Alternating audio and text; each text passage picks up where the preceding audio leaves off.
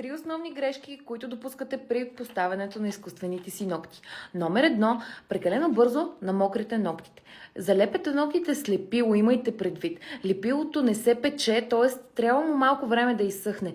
Не ги мокрете прекалено бързо. Професионален съвет, който мога да ви дам, е да изчакате поне 45 минути. Да, понякога може да са много.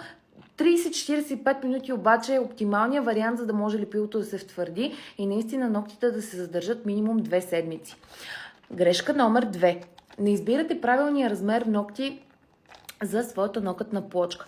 В кутийката има 30 броя. Все ще успеете с по-голямо внимание да откриете точния за вас размер, а и хубавото допълнение е, че може с пилата да оформите по начин, по който на вас ви харесва. Както отгоре нокътя, така и отдолу, за да пасне перфектно на вашата естествена нокътна плочка.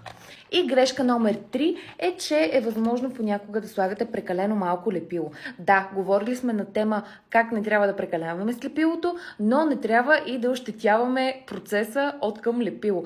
Сложете хубаво количество върху естествения и хубаво върху изкуствения нокът, без да прекалявате, разбира се, за да се разтича отстрани, но трябва да сте сигурни, че върху нокътната плочка има лепило навсякъде. Оттам процесът вече е ясен, под 45 градусов ъгъл поставяте нокъти и трябва да притиснете за около 10-15 секунди, за да може наистина лепилото да направи контакт с нокътната плочка. Това от мен. Хубав уикенд!